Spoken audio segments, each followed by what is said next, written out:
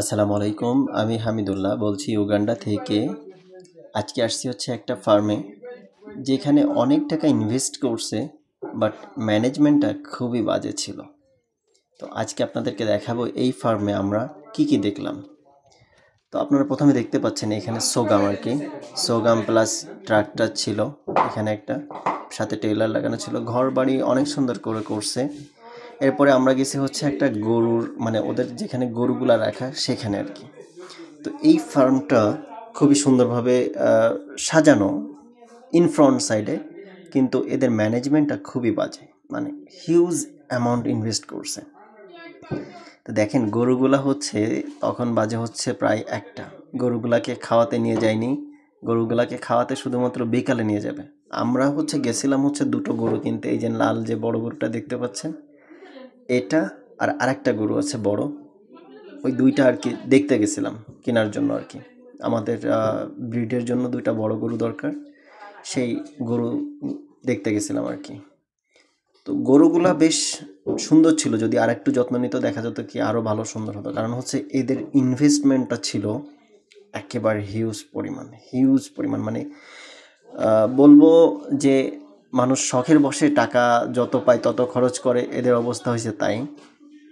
তো আপনারা ওই একটা লাল গরু দেখছিলেন, আর এই যে সাদা, মানে সাদা আর লাল মেশানো যে গরুটা, এই গরুটা আর কি আমরা, এই দুইটা গরু আর কি দেখতে গেছিলাম। গরুগুলো অনেক বড় ছিল, অনেক বড়। তো আমরা এখানে একটা জিনিস দেখলাম যে এরা আমাকে যখন দেখছে তখন আমাকে বলতেছিল যে তুমি কি আমার সব গরু কিনবা নাকি। তো এদের গরু আমি বলছিলাম যে ঠিক আছে, তোমার গরুর দাম বলো, আমাকে একটা ইনভয়েস দাও যে তোমার গরু টোটাল দাম কেমন আসে, বা তুমি আমাকে কিভাবে কোন প্রাইসে দিতে পারবা সেটা জিজ্ঞেস করছিলাম। তো ওরা আমাকে যদিও পরশুদিন মিটিংয়ে ডাকছিল একবার, তো আমি যাওয়ার সময় পাইনি। তো এরা আসলে কি, যখন টাকা থাকে তখন মানে কোথায় ইনভেস্ট করবে, কিভাবে ইনভেস্ট করবে এটা কুল পায় না, মানে পাইছি আর কিনছি। তো আমাকে বলতেছিল যে হামিদ, এই গরুগুলা অনেক এক্সপেন্সিভ, আমি অনেক দূর থেকে কিনে নিয়ে আসছি এবং খুব হাই দামে কিনছি আমি, যেটা আসলে আমি প্রথমে বুঝতে পারিনি। পরে যে বুঝতে পারলাম যে আসলে আমার কিনা লস হয়েছে, এখন আসলে আমি ম্যানেজ করতে পারতেছি না। তো যাতে করে এদের একটা জিনিস দেখলাম, সেটা হচ্ছে মানে জিনিসের থেকে দাম বেশি দিয়ে কিনছে আর কি এরা সব কিছু, এখন আর কি হাহাকার করতেছে। তো অবশ্যই আমাদের যে গরুগুলা কিনবো আমরা অবশ্যই এরকম হাই দামে বা এরকম যে আমরা যে পাইলাম আর কিনলাম এমনটা করবো না ইনশাল্লাহ। কারণ আমাদের প্রতি বছর 2000+ গরুর অর্ডার থাকবে ইনশাল্লাহ। তো আমরা চিন্তা করব যে আমাদের যে টার্গেট অনুযায়ী যে আমরা যেন লোকালি বিক্রি করতে পারি।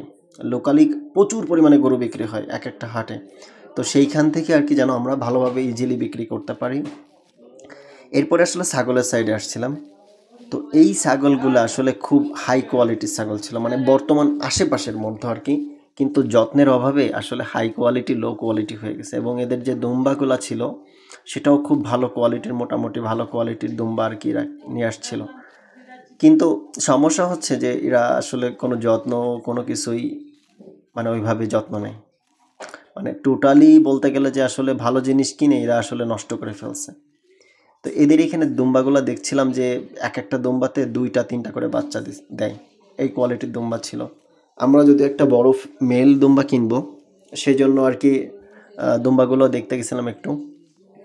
তো বেশ ভালোই লাগলো, যদিও এইখানে যে আমরা বিশাল বড় একটা সাপ মারছে আর কি, ওই ছেলেরা বাচ্চারা ছিল, ওরা যে একটা সাপ মারছে, এত বড় সাপ আমি দেখি নাই। আমি ওই ভিডিও করতে পারিনি, ভয়তে কাছেই যাইতে পারিনি, এত বড় সাপ ছিল। তো যদিও আমরা সাবধানে গেছিলাম, গাম্বুট ছিল এখানে। তো আমরা এই যে প্রায় দেখার শেষ পথে ছিল আর কি। দেখছেন ছাগলগুলো কত সুন্দর কোয়ালিটি, মানে ভালো কোয়ালিটির ছাগল ছিল এখানে, ভালো কোয়ালিটির ছাগল দুম্বা ছিল। ওই দিন যে দুম্বাটা দেখছেন লাল, প্রেগনেন্ট কিন্তু এটা, মানে মিনিমাম 2টা বাচ্চা তো হবে ওইটার।